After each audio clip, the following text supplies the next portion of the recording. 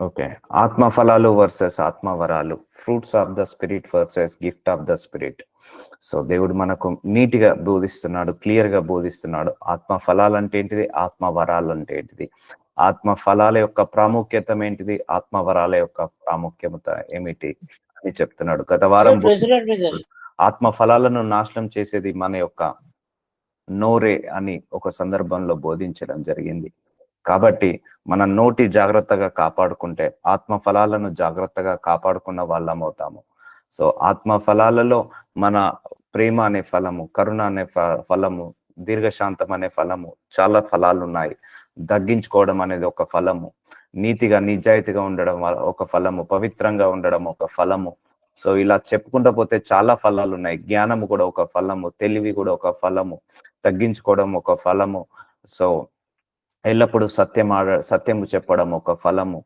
So ఇవన్నీ కూడా ఆత్మ ఫలాలలో ఫలాలు. ఆత్మ వరాలు చాలా ఉన్నాయి. వాక్యం బోధించడము, ప్రార్థన చేయడము, విశ్వాసంలో ఎదగడము, అలాగే స్వస్థత పరచడం, విడుదల కలిగించడం, దయ్యాలను వెళ్ళగొట్టడం, ప్రవచించడము, ప్రజెంట్ పాస్ట్ ఫ్యూచర్ చెప్పడం, భవిష్యత్తు చెప్పడం, ఇవన్నీ కూడా ఆత్మ వరాలు. టంగ్స్ లో మాట్లాడడం, సో భాషలలో మాట్లాడడం, ఆ భాషల అర్థం చెప్పడం. సో ఇలా చెప్పుకుంటూ పోతే నానా విధములైన ఆత్మ వరాలు, నానా విధమైన ఆత్మ ఫలాలు దేవుడు బైబిల్లో రాసి పెట్టాడు. సో ఇవి తెలియకుండా ఉండడం, సంఘానికి ఇవి తెలియకుండా ఉండడం కరెక్ట్ కాదండి. సంఘానికి ఇవన్నీ తెలియాలి. సంఘానికి ఇవంతా కూడా తెలియాలి. ప్రేమ కలిగి ఎఫెసీలకు రాసిన 4వ అధ్యాయము 15వ వచనము. ప్రేమ కలిగి సత్యము చెప్పుచు క్రీస్తు వలె ఉండవలెను. మనం అన్ని విషయములలో ఎదుగుదుము. సో సత్యం చెప్పడం, ఎల్లప్పుడూ కూడా సత్యం చెప్పడం ఏంటిది? ఆత్మ ఫలాలలో ఒక ఫలము. సో చాలా మటుకు ఎల్లప్పుడూ అబద్ధాలు ఆడుతుంటా అంటారు. సో అలా అబద్ధాలు ఆడడం ఆత్మ ఫలము కాదండి. సత్యము చెప్పడం, ఎల్లప్పుడూ కూడా నీతిగా నిజాయితీగా ఉండడం, సత్యం చెప్పడము, ఇది ఆత్మ ఫలాలలో ఫలము. కాబట్టి ఎప్పుడు కూడా ఈ ఆత్మ ఫలాలలో ఎదగాలని కోరుకోవాలి. ఎప్పుడు కూడా ఈ ఆత్మ ఫలాలలో ఉండాలని కోరుకోవాలి. రాబక షబక తల రాబక. Thank you Jesus. ప్రేమ కలిగి సత్యము, ప్రేమ. సో ప్రేమ అనే ఫలము కూడా ఆత్మ ఫలాలలో ఒక ఫలము. సో సత్యము ఒక ఫలము. సో క్రీస్తు వలె ఉండుటకు, సో దేవుడి వలె నడుచుకోవాలి. సో ఇవన్నీ దైవ గుణాలండి. దేవుడి యొక్క గుణాలలో ఒక గుణము ఈ ప్రేమ కలిగి ఉండడం, ఎల్లప్పుడూ సత్యము చెప్పడము.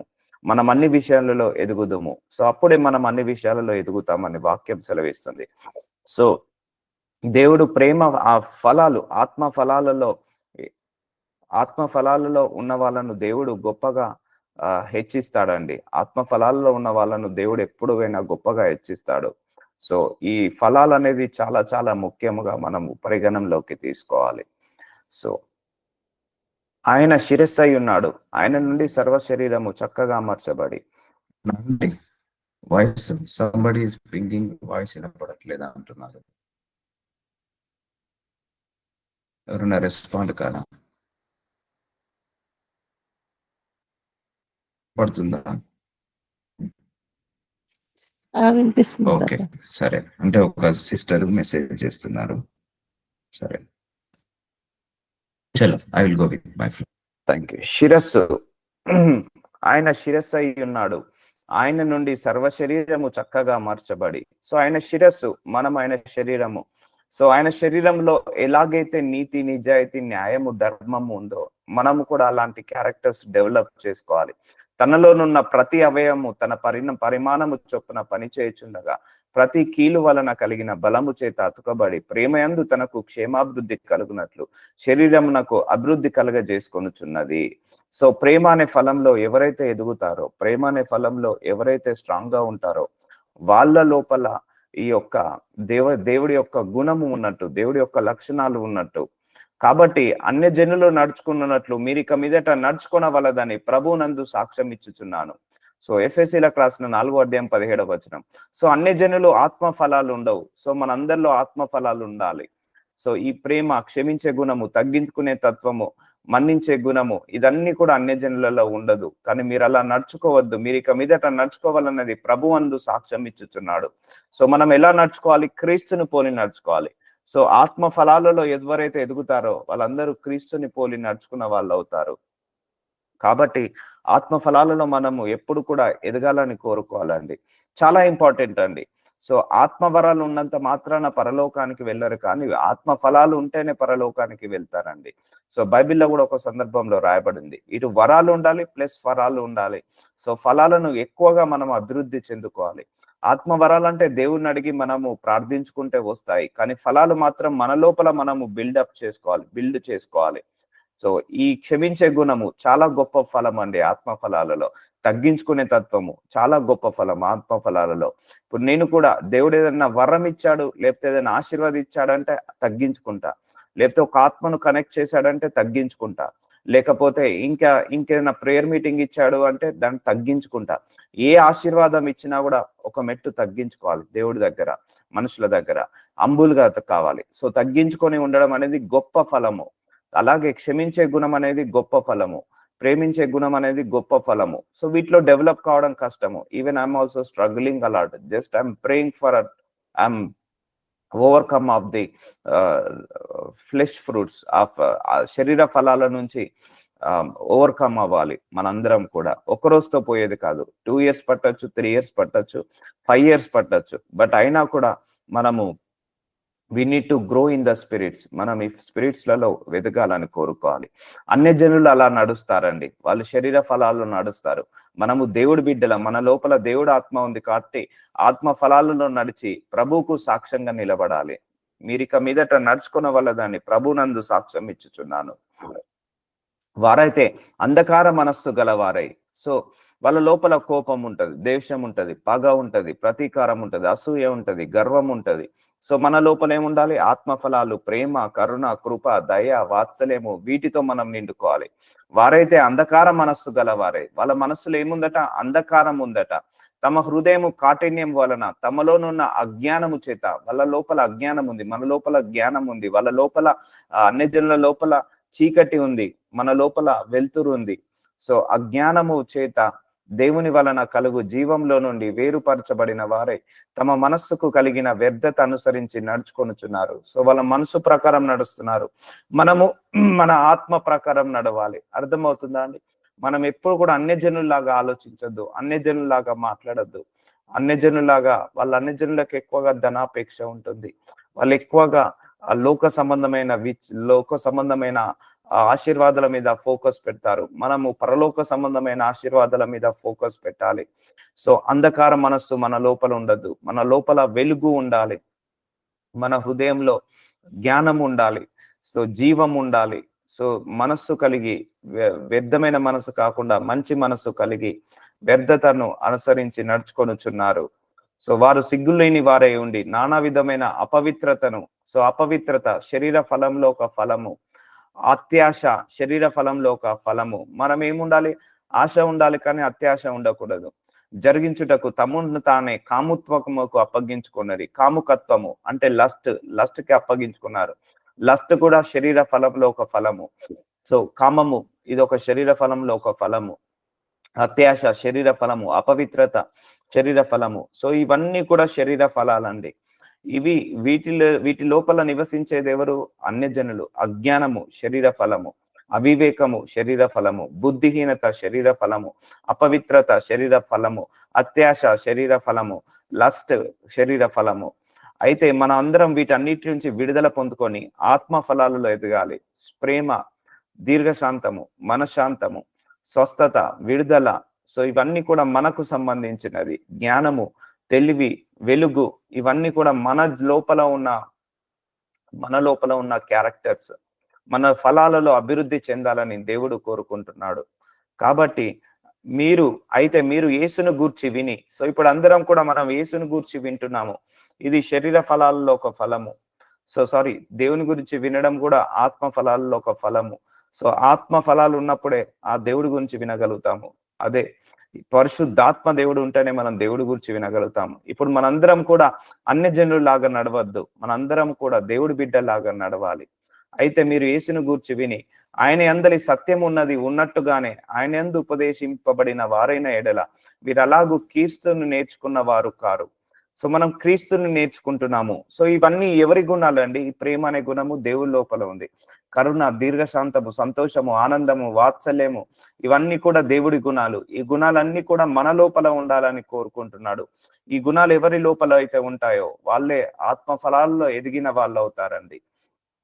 ఉపదేశించబడిన వారైన ఎడల మీరెలాగూ క్రీస్తును నెరవేర్చుకున్న వారు కారు.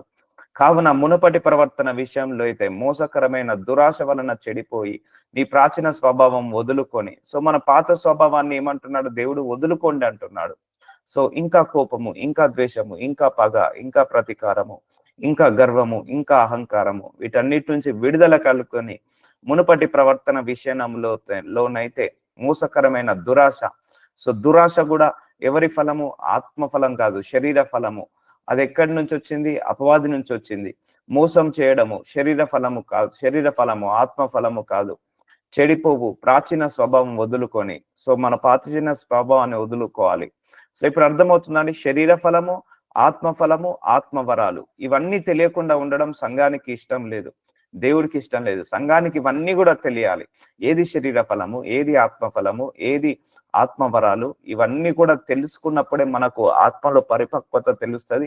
మన లోపల శరీర ఫలాలు ఏమున్నాయి, ఇంకా దురాశ ఏమైనా ఉందా మన శరీరంలో, ఇంకా మోసకరమైన బుద్ధి ఏమైనా ఉందా మన శరీరంలో, మీ ప్రాచీన స్వభావాన్ని వదులుకొని మీ చిత్తవృత్తి అందు నూతన పరచబడిన వారై, సో మనందరినీ కూడా నూతన పరచబడమంటున్నాడు దేవుడు.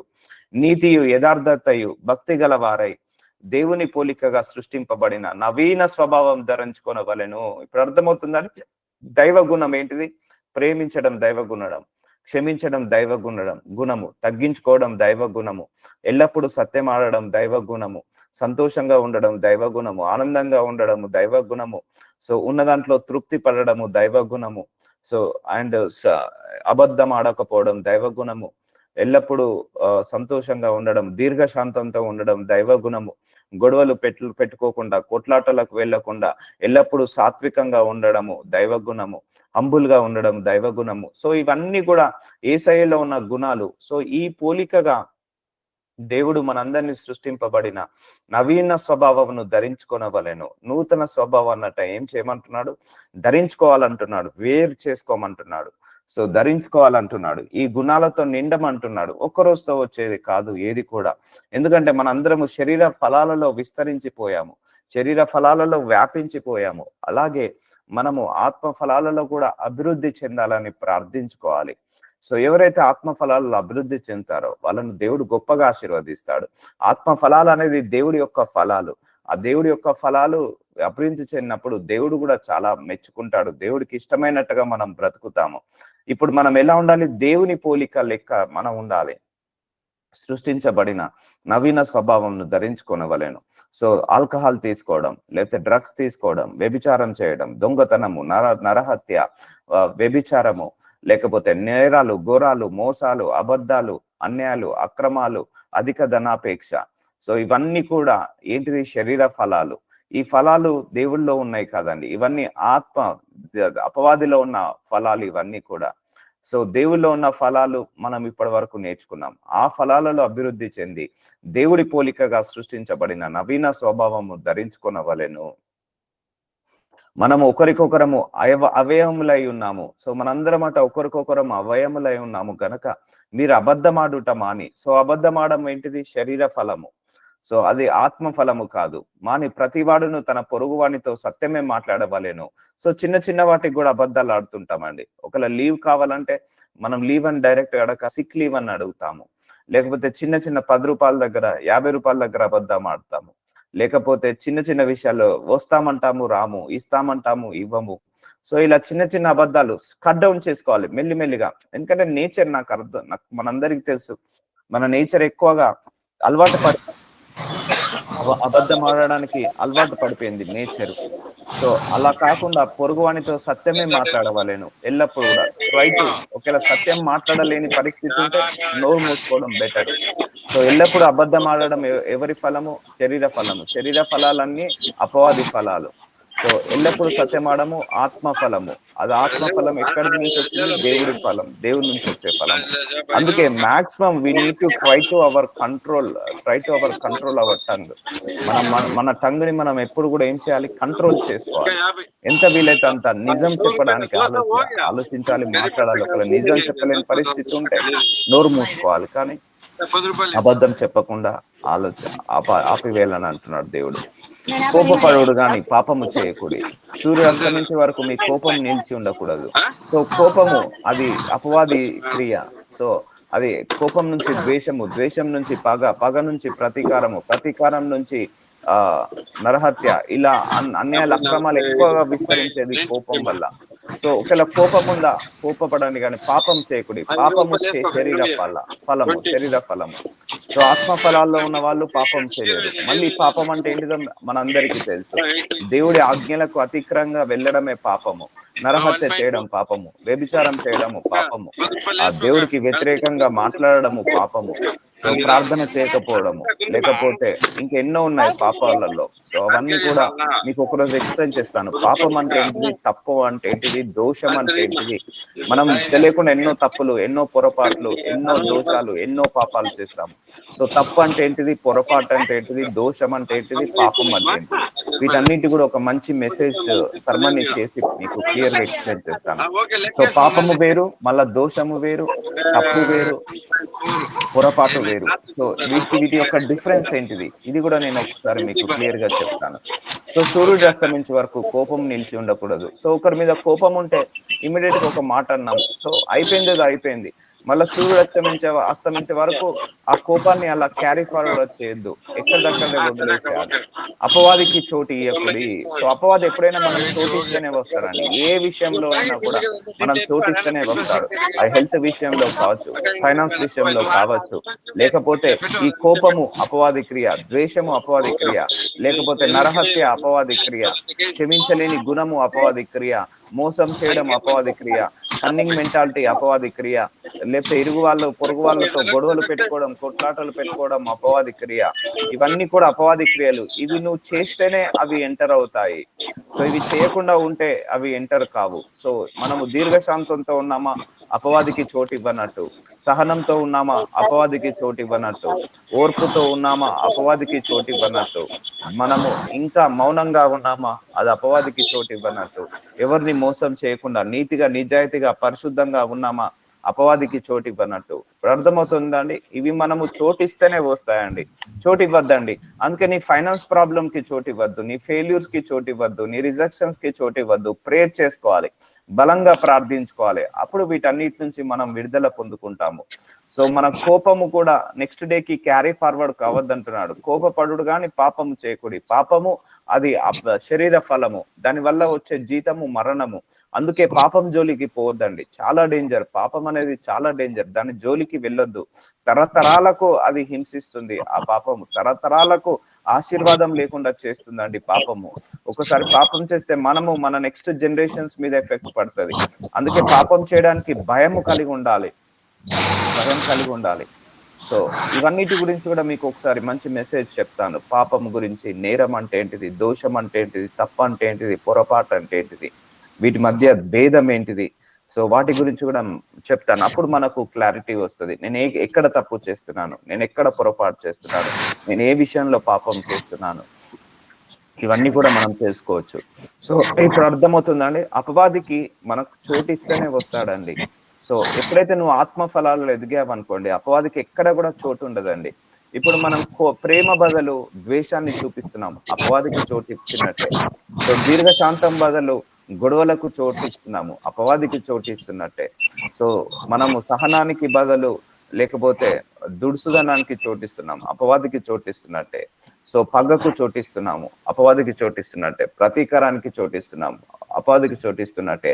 క్షమించలేకపోతున్నాము, అది అపవాదికి చోటించినట్టే.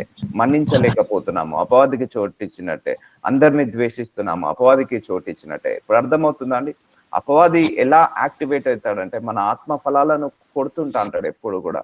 సో దీర్ఘశాంతం, ఇప్పుడు మన గురించి ఒకరు చెడుగా చేశాడు, మళ్ళీ మనం చెడు చేసాం అనుకోండి, అపవాదికి చోటు ఇచ్చినట్టు. అర్థమవుతుందా అండి?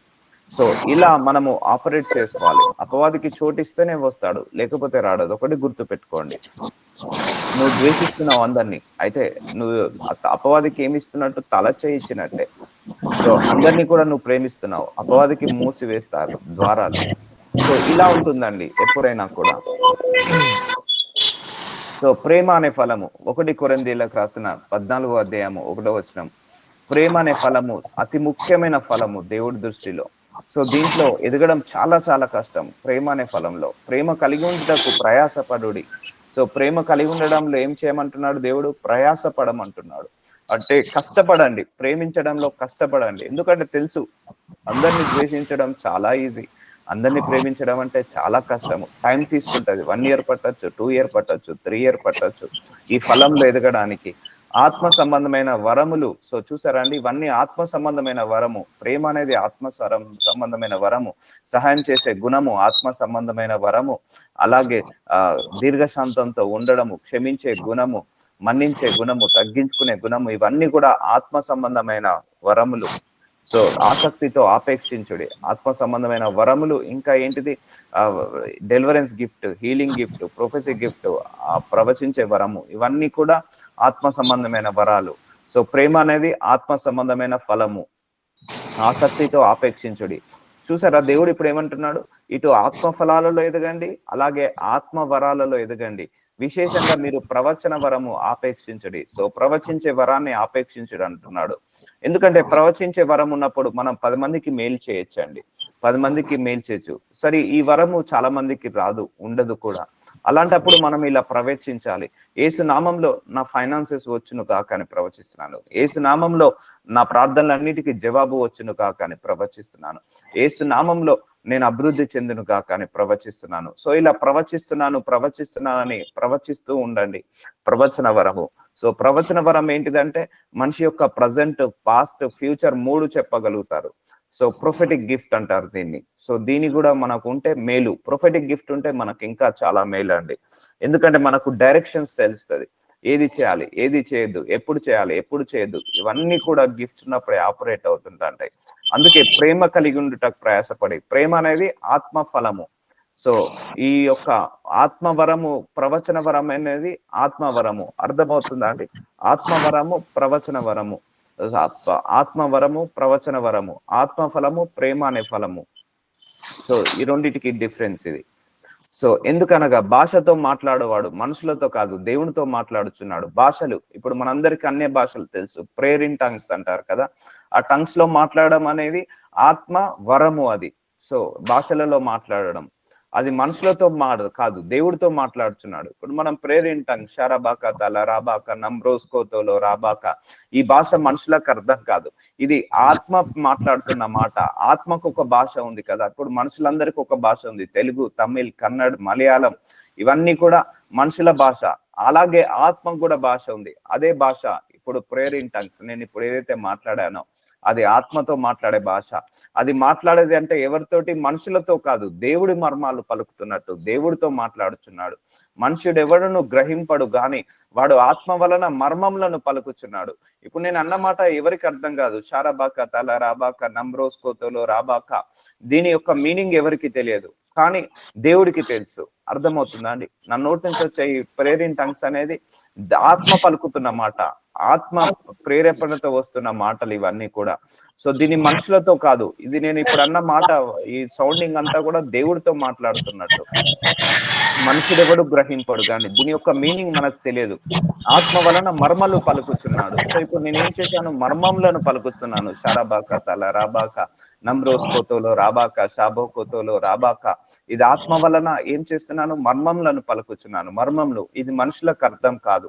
అందుకే అర్థం కాదు కాబట్టే చాలా మంది భాషలు మాట్లాడే వాళ్ళను ఎప్పుడు కూడా క్రిటిసైజ్ చేస్తుంటా అంటారు, విమర్శిస్తుంటా అంటారు. వాళ్ళకి అర్థం కాదు. కానీ ఇదన్నీ మర్మాలు పలకడం అండి. ఇవన్నీ కూడా దేవుడితో మాట్లాడడం. ఇప్పుడు అర్థమవుతుందండి? భాషల వరం కూడా ఇంపార్టెంట్. ఇంతకుముందు ప్రవచన వరము, ఇంతకుముందు భాషల వరము. ఇవి రెండు కూడా ఏ వరాలండి? ఆత్మ వరాలు. సో ప్రేమించడము ఆత్మ ఫలము. క్షేమాభివృద్ధియు, హెచ్చరికయు, ఆదరణయు కలుగునట్లు ప్రవచించువాడు మనుషులతో మాట్లాడుచున్నాడు. ఇప్పుడు నాకు ప్రేయర్ ఇన్ టంగ్స్ గిఫ్ట్ ఉందండి, అది నాకే బెనిఫిట్, దానివల్ల మీకు బెనిఫిట్ అంటూ ఏముండదు. అలాగే ప్రవచించే వరం ఉన్నది అనుకోండి, అది మీకు బెనిఫిట్ అవుతుంటది, అంతే కదండి. ఇప్పుడు ప్రవచన వరము నాకు ఉన్నది అనుకోండి, నేను మీకు మీ ప్రజెంట్ చెప్పొచ్చు, మీ పాస్ట్ చెప్పొచ్చు, మీ ఫ్యూచర్ చెప్పొచ్చు, లేకపోతే మీ యొక్క డైరెక్షన్స్ చెప్పొచ్చు, ఏ రూట్ లో వెళ్తే సక్సెస్ అవుతారు, ఏ రూట్ లో వెళ్ళొద్దు, ఏది చేస్తే బాగుంటుంది, దేవుడి చిత్తం ఏంటిది, ఇవన్నీ కూడా ప్రవచన వరం ఉన్నప్పుడు చెప్పగలుగుతాము. ప్రవచించేవాడు మనుషులతో మాట్లాడుచున్నాడు.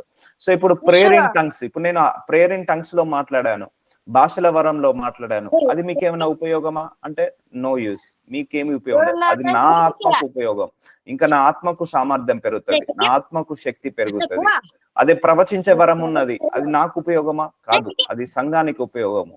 సో భాషలో మాట్లాడే వరము తన సొంత సౌలభ్యం కోసం, అంటే నా ఆత్మలో ఎదగడానికి, నా ఆత్మీయంగా ఎదగడానికి అది సహాయం. ఇట్లా టంగ్స్ లో మాట్లాడినప్పుడు ఆత్మ సామర్థ్యం పెరుగుతుంటా ఉంటది. అందుకే నేను డైలీ 1 to 2 hours టంగ్స్ లోనే మాట్లాడతాను, టంగ్స్ లోనే ప్రేయర్ చేస్తాను. 1 hour మినిమం అన్న నేను టంగ్స్ లోనే ప్రేయర్ చేస్తాను. సో ఈ టంగ్స్ లో మాట్లాడడం అనేది ఆత్మవరము. అది మనకు మన సొంతానికి మాత్రమే సౌలభ్యము, అది సంఘానికి ఏం ఉపయోగం ఉండదు. అదే ప్రవచించే వరం ఉన్నది అనుకోండి, సంఘానికి ఉపయోగపడవచ్చు.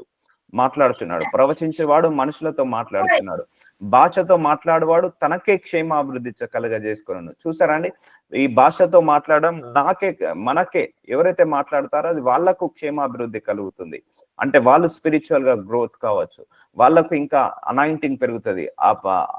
ఆత్మ ఏంటిది ప్రేయర్ ఇన్ టంగ్స్ లో మాట్లాడినప్పుడు, ఆ భాషలలో మాట్లాడుతున్నప్పుడు షార్ప్ అవుతుంది. అందుకే నేను ప్రేయర్ మీటింగ్ స్టార్ట్ చేసే ముందు మీరు గమనించారు లేదో భాషలలో మాట్లాడతాను, ఎందుకంటే ఆ ఆత్మ యొక్క సామర్థ్యం పెరుగుతుంటా ఉంటది భాషలలో మాట్లాడినప్పుడు.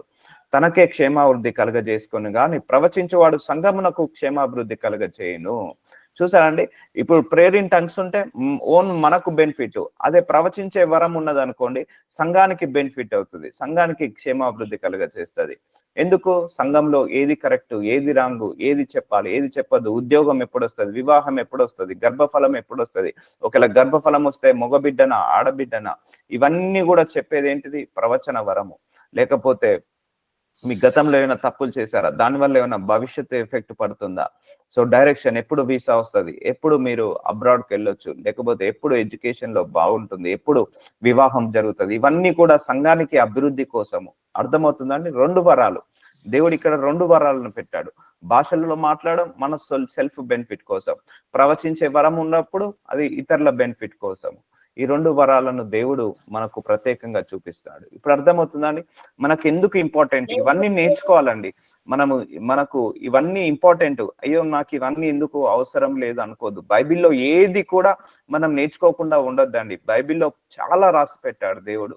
మనం వాటన్నిటిని కూడా నేర్చుకొని భూలోకంలో నేర్చుకొని మనం పరలోకానికి వెళ్ళాలి, తెలుసుకోవాలి. అట్లీస్ట్ ఆత్మ ఫలాలు ఎన్ని ఉన్నాయి, శరీర ఫలాలు ఎన్ని ఉన్నాయి, ఆత్మ వరాలు ఎన్ని ఉన్నాయి, ఇవన్నీ కూడా దేవుడు మన అందరికీ నేర్పిస్తున్నాడు. అందుకే ఈ పరలోక మర్మాలన్నీ ఇవన్నీ కూడా. సో పరలోక మర్మాలు అనుగ్రహించడం మీకు ఉంది, దేవుడి యొక్క కృప వల్ల మనందరికి అనుగ్రహించబడుతున్నాయి. ఇన్ని పరలోక మర్మాలు ఎవరికి కూడా చెందవండి, ఎవరు కూడా వినలేరు, ఎవరు కూడా వినడానికి అవకాశం దొరకదు. కానీ దేవుడి యొక్క కృప వల్ల మనందరి కూడా ఈ పరలోక మర్మాలు వినడానికి దేవుడు అద్భుతమైన అవకాశం ఇచ్చాడు. సో ఇప్పుడు అర్థమవుతుందండి, భాషలు మాట్లాడే వరము, ప్రవచించే వరము, భాషలు మాట్లాడే వరము వల్ల ఎవరికి క్షేమాభివృద్ధి, ప్రవచన వరం వల్ల ఎవరికి క్షేమాభివృద్ధి, అలాగే ప్రేమించడం వల్ల ఎవరికి క్షేమాభివృద్ధి, ఇవన్నీ కూడా దేవుడు మనందరితో మాట్లాడి జ్ఞానం ఇస్తున్నాడు. సో మీరందరూ భాషలతో మాట్లాడవాలని కోరుచున్నాను. సో ప్రేయర్ ఇన్ టంగ్స్ అలవాటు చేసుకోండి. సో భాషలలో ప్రార్థించడం, భాషలలో మాట్లాడడం అలవాటు చేసుకోండి. సో దేవుణ్ణి అడగండి. I did fasting days, 40 days fasting ఉన్నాను. నేను ఈ భాషల వరం రావాలని నేను 40 days ఫాస్టింగ్ ఉన్నప్పుడు 21th day రోజు నాకు కనెక్ట్ అయిపోయింది ఈ భాషల వరము. 40 రోజులు ఉపవాసం ఉన్నానండి ఈ వరం రావాలని, భాషల వరం రావాలని. సో అప్పుడు దేవుడు ప్రార్థిస్తుండగా 21 days రోజు నాకు బై డిఫాల్ట్ గా నేను ఇలా భాషలలో మాట్లాడడం మొదలు పెట్టడం జరిగింది, భాషలలో మాట్లాడడం. సో ప్రవచించబోవాలని మరీ విశేషంగా కోరుచున్నాను. సంఘము క్షేమాభివృద్ధి పొందు నిమిత్తము భాషలతో మాట్లాడువాడు అర్థము చెబితే గాని వాటికంటే ప్రవచించువాడు శ్రేష్ఠుడు. ఇప్పుడు అర్థమవుతుందా అండి? భాషలలో మాట్లాడేవాడు భాషలలో మాట్లాడేవాడు దాని యొక్క మీనింగ్ కూడా చెప్పమంటున్నాడు. So prayer in tongues, interpretation of tongues ఇది ఒక గిఫ్ట్. ఇప్పుడు నాకు ప్రేయర్ ఇన్ టంగ్స్ గిఫ్ట్ ఉంది కానీ ఇంటర్ప్రిటేషన్ ఆఫ్ టంగ్స్ అనే గిఫ్ట్ లేదు. So will continue tomorrow. Lord Jesus నాజరుడైన యేసయ్య, ఇదిగో తండ్రి గొప్ప వాక్యాన్ని బోధించావు తండ్రి. ఈ వాక్యం ద్వారా మమ్మల్ని అందరినీ కూడా స్థిరపరిచినందుకు వందనాలు. మీ వాక్యం ద్వారా మమ్మల్ని అందరినీ కూడా స్వస్థతపరిచినందుకు వందనాలు. I thank you so much for this word of God my lord. ఆత్మ ఫలాల గురించి, ఆత్మ వరాల గురించి మా అందరికీ కూడా బయలుపరుస్తున్నందుకు మీకే శతకోటి వందనాలు, శతకోటి స్తోత్రాలు, శతకోటి కృతజ్ఞత స్తుతులను చెల్లిస్తున్నాను తండ్రి. ఆమేన్, ఆమేన్, ఆమేన్. Praise the lord.